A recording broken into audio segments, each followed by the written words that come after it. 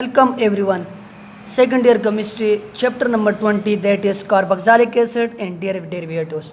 और आज का हमारा सेकंड लेक्चर है शेप ऑफ कार्बोक्सिलिक एसिड और साथ में हम ऑर्डर ऑफ रिएक्टिविटी पढ़ेंगे इसके जो डेरिवेटिव्स होते हैं कार्बोक्सिलिक एसिड के।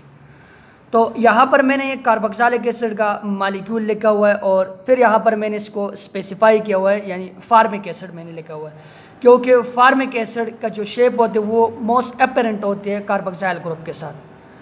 अगर हम इसके जो कार्बोक्सिलिक एसिड का ये वाला मॉलिक्यूल है इसमें इन दो ऑक्सीजन के हाइब्रिडाइजेशन को चेक करें, कार्बन के हाइब्रिडाइजेशन को चेक करें तो इस वाले ऑक्सीजन की जो हाइब्रिडाइजेशन होगी वो sp3 होगी। sp3 कहाँ से पता चलेगा कि इसका स्टीरिक नंबर ये क्या है 4 है, यानी 2 लोन पेयर ऑफ इलेक्ट्रॉन है और 2 बॉन्ड पेयर है। तो ये वाला जो ऑक्सीजन है कार्बोक्सिलिक एसिड के मॉलिक्यूल की मैं बात कर रहा हूँ, इसकी आयन की बात मैं नहीं करवा रहा हूँ। ये बात भी इंटरेस्टिंगली है कि मॉलिक्यूल में कुछ और होगी और इसका जब आयन बनेगा जो कार्बोक्सिलेट आयन बनेगा उसमें दोनों ऑक्सीजन की हाइब्रिडाइजेशन कुछ और होगी, आगे मैं एक्सप्लेन करने वाला हूँ। और अगर इस वाले ऑक्सीजन की हम बात करें तो इस वाले ऑक्सीजन की जो हाइब्रिडाइजेशन है वो sp2 है क्योंकि इसमें 3 सिग्मा बॉन्ड है, एक सिग्मा बॉन्ड है, एक पाई बॉन्ड और साथ में 2 लोन पेयर ऑफ इलेक्ट्रॉन है। स्टीरिक नंबर इसका 3 है, 2 लोन पेयर है और एक बॉन्ड पेयर है तो स्टीरिक नंबर 3 है। sp2 हाइब्रिडाइजेशन है इस ऑक्सीजन की। और अगर हम इस कार्बन की हाइब्रिडाइजेशन को चेक करें तो यहाँ पर हमारे पास 3 सिग्मा बॉन्ड है और एक पाई बॉन्ड है, तो सिग्मा बॉन्ड को हम हाइब्रिडाइजेशन में इन्वॉल्व करेंगे तो इस वाले कार्बन की जो हाइब्रिडाइजेशन है वो है sp2। और अगर हम इसकी फिर फर्दर यहाँ पर मैंने इसको ओपन करके लिखा हुआ, यहाँ से मैं समझा रहा हूँ। अगर हम कार्बन ऑक्सीजन का सिंगल बॉन्ड लेंथ देखें तो कार्बन ऑक्सीजन का जो सिंगल बॉन्ड लेंथ है वो ज़्यादा है एज़ कम्पेयर टू कार्बन और oxygen double bond length. Carbon और ऑक्सीजन का जो यहाँ पर डबल बॉन्ड लेंथ है वो है 120 पिकोमीटर और कार्बन और ये वाला सिंगल बॉन्ड जो ऑक्सीजन है इसके दरमियान जो बॉन्ड लेंथ है वो है 134 पिकोमीटर, यानी carbon oxygen double bond length shorter है as compare to carbon oxygen single bond length. और अगर हम इस मॉलिक्यूल की ओवरऑल ज्योमेट्री की बात करें sp2 हाइब्रिडाइज है तो इसकी जो ज्योमेट्री होगी वो कोप्लेनर होगी, ट्राइगोनल प्लेनर और कोप्लेनर होगी। और इसमें जो ओवरऑल एंगल है वो 120 का होगा। यहाँ से हम इसकी कोप्लेनरिटी को ओपन करके लिख लेते हैं, कार्बन हाइड्रोजन और यहाँ से इधर इस ऑक्सीजन के साथ और यहाँ से इस तरह, यानी इसकी जो ओवरऑल ज्योमेट्री है वो क्या है, वो कोप्लेनर है और बॉन्ड एंगल जो है वो 120 का है। लेकिन अगर हम कार्बन हाइड्रोजन और ये वाला ऑक्सीजन इसका अगर हम ये जो बॉन्ड लेते हैं ये वाला ये bond angle carbon double bond oxygen और साथ में यहाँ पर हाइड्रोजन के साथ, तो ये जो बॉन्ड एंगल है वो ये है 124 डिग्री। सिमिलर मैनर में अगर हम carbon double bonded with oxygen और यहाँ पर इस हाइड्रोजन का अगर बॉन्ड लेंथ हम अगर चेक कर लें, यानी ये वाला कार्बन ऑक्सीजन और ऑक्सीजन, क्योंकि इन दो इस ऑक्सीजन के ऊपर भी लोन पेयर ऑफ इलेक्ट्रॉन है और इस ऑक्सीजन के ऊपर भी लोन पेयर ऑफ इलेक्ट्रॉन है, तो ये लोन पेयर ऑफ इलेक्ट्रॉन की रिपल्शन की वजह से ये वाला जो एंगल है ये थोड़ा सा ज़्यादा हो जाएगा और ये 125 हो जाएगा। सिमिलरली हाइड्रोजन कार्बन और ये ऑक्सीजन का जो बॉन्ड लेंथ है बॉन्ड एंगल है वो है 111 और अगर इन तीनों को ओवरऑल हम जमा करेंगे तो इसका जो ओवरऑल ज्योमेट्री है वो उसका जो एंगल है वो 120 का होगा और ज्योमेट्री जो है ना वो क्या होगी, वो होगी हमारे पास कोप्लेनर।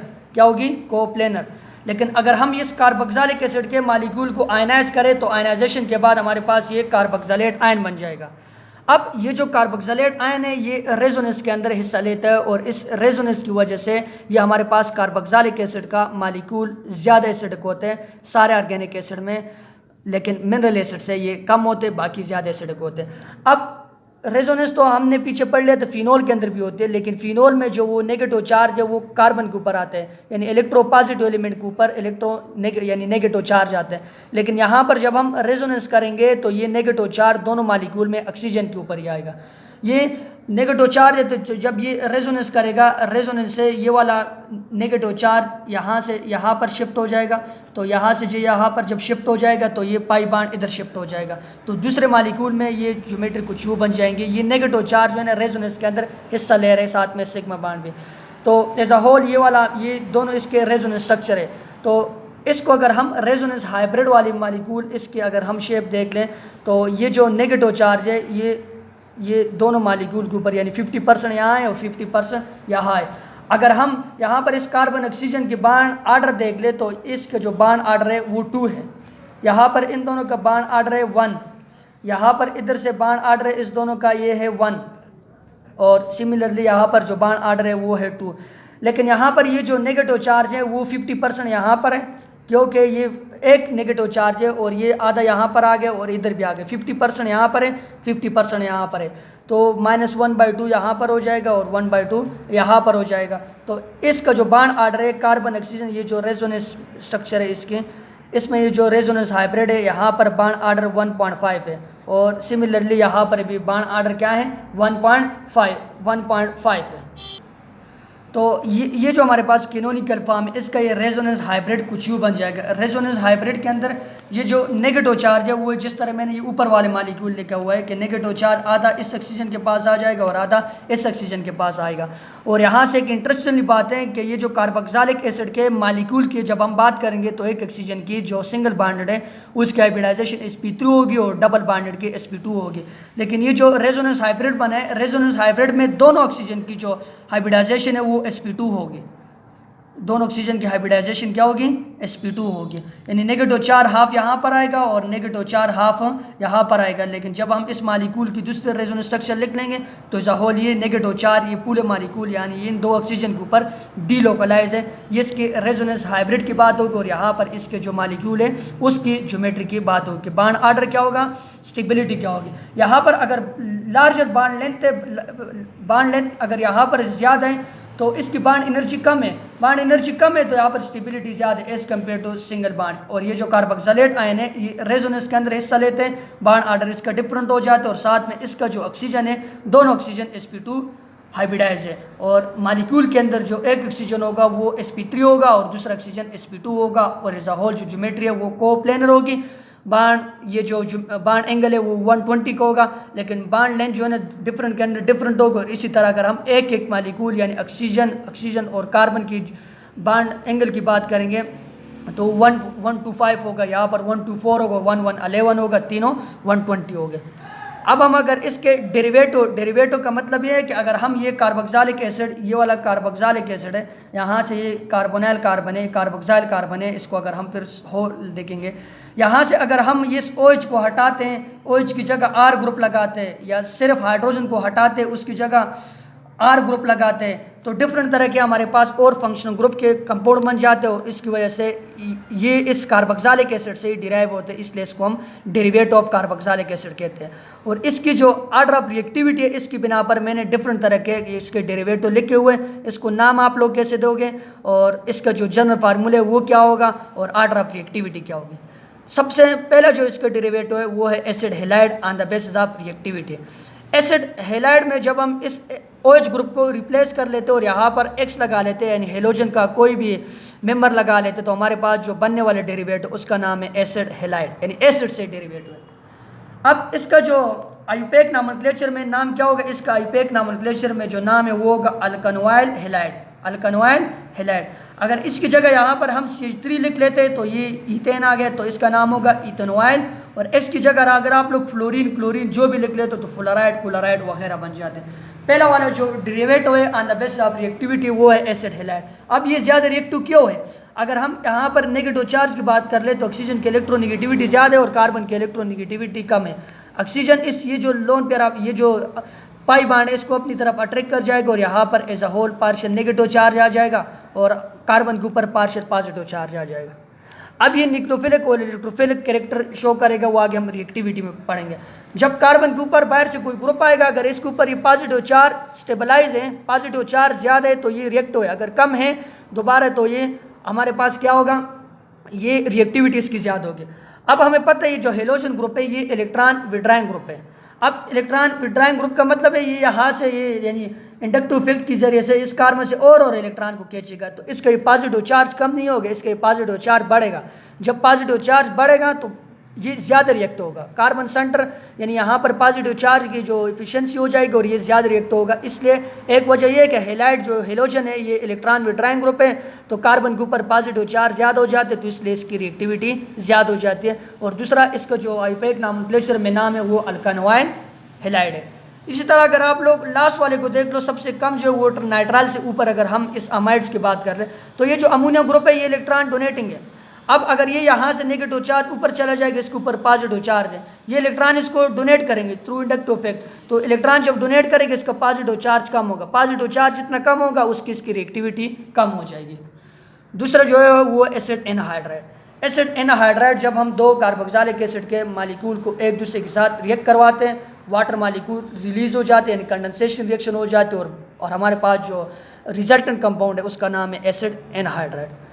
अब ये एसिड एनहाइड्राइड इसका जो आईयूपैक नोमेनक्लेचर वो है अल्कानोइक एनहाइड्राइड। हमेशा के लिए सिमेट्रिकल होगा। सिमेट्रिकल का मतलब है दोनों साइड पे कार्बन की तादाद बराबर होगी। और इसका जो दूसरा नाम है वो है डाई कार्बोनाइल ईथर। ये कार्बोनाइल है और ये भी कार्बोनाइल, दो कार्बोनाइल, और सेंटर में जो ग्रुप लगा हुआ है ये ईथर का है, ईथर लिंकेज, यानी डाई कार्बोनाइल ईथर इसका नाम होगा। अब अगर अल्कानोइक एनहाइड्राइड अगर ईथेन है तो इथेनोइक एनहाइड्राइड होगा, प्रोपेन है तो प्रोपेनोइक एनहाइड्राइड होगा। वो नंबर ऑफ कार्बन के साथ आप लोग आईयूपैक नोमेनक्लेचर से इसको नाम देते हो। ये on the basis of reactivity मैंने ट्रेंड लिखा हुआ है। थर्ड नंबर पे जो है वो है ईस्टर। ईस्टर क्या है? ईस्टर यहाँ से जब हम एक हाइड्रोजन को रिप्लेस कर लेते हैं और उसकी जगह अल्काइल ग्रुप लगा लेते हैं तो बनने वाला जो एसिडिक डेरिवेटिव है यानी कार्बोक्सिलिक एसिड का डेरिवेटिव उसका नाम है ईस्टर। अब ईस्टर का जो नाम है वो है कार्बोनाइल, इसको कार्बोनाइल ईस्टर भी कहा। ये कार्बोनाइल है और ये ईस्टर ग्रुप है, कार्बोनाइल ईस्टर इसको नाम देते हैं। तीसरी जो बात इसका नाम है अल्काइल अल्कानोइड। अल्काइल अल्कानोइड इसका आईयूपैक नोमेनक्लेचर में आप लोग नाम दोगे। फॉर एग्जांपल अगर मैं यहाँ पर भी कार्बन लगा लूँ और यहाँ पर भी कार्बन लगा लूँ, इस साइड पे भी कार्बन है और इस साइड पे भी कार्बन है, तो ये वाला जो ग्रुप है ये वाला इसका नाम हो ये मिथाइल ग्रुप है। क्या है? मिथाइल है। और ये इथेन, ये जो ये ईस्टर वाला जो ये लिंकेज है ऑक्सीजन वाला, ये हमेशा लंबे चेन के साथ आएगा। तो इसका नाम क्या होगा? अगर मैं इधर कार्बन लगा लूँ, एक मिथाइल लगा लूँ और इधर मिथाइल, तो इसका नाम होगा कार्बोनाइल ईस्टर यानी अल्काइल। ये वाला अल्काइल ग्रुप है तो अल्काइल ग्रुप क्या होगा? मिथाइल। और अल्कानोइड तो इथेनोइड, मिथाइल इथेनोइड। अगर मैं एक कार्बन इधर लगा लूँ, एक कार्बन इधर लगा, अगर इस तरह मैं यहाँ पर दो कार्बन लगा लूँ, एक कार्बन यहाँ पर, तो मिथाइल प्रोपेनोइड। इसी तरह इथाइल प्रोपेनोइड, वो आईयूपैक नोमेनक्लेचर में आप लोग नाम दे सकते हो इजीली। जो फोर्थ नंबर है वो है अमाइड्स। अमाइड इसको एसिड अमाइड भी बोलते हैं या कार्बोनाइल अमाइड्स भी बोलते हैं।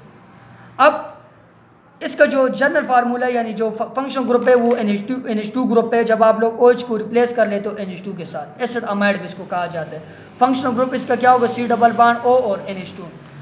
अब इसका जो आईयूपैक नोमेनक्लेचर में नाम है वो क्या है? नाम यहाँ पर आप लोग कार्बोनाइल अमाइड, कार्बोनाइल अमाइड यानी एसिड अमाइड।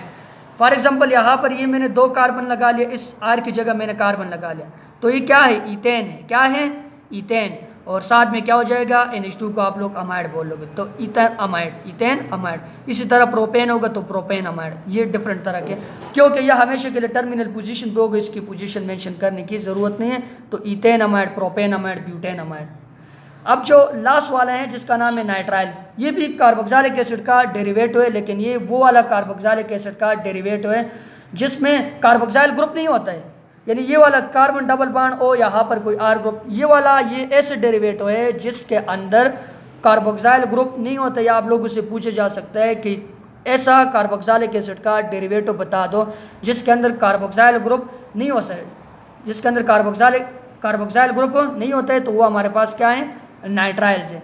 अब इसका जो नाम है वो है अल्काइल नाइट्राइल। इसको जब आप लोग ये जो इसका फंक्शनल ग्रुप ये है नाइट्राइल ग्रुप है, इसकी जनरल रिप्रेजेंटेशन ये है और नाम आप लोग इसको दोगे अल्काइल नाइट्राइल। ये इसका शेप और ऑर्डर ऑफ रिएक्टिविटी के बारे में बात होगी। इंशाल्लाह नेक्स्ट लेक्चर में हम इसकी फिजिकल प्रॉपर्टी को डिस्कस करेंगे। Thank you for watching.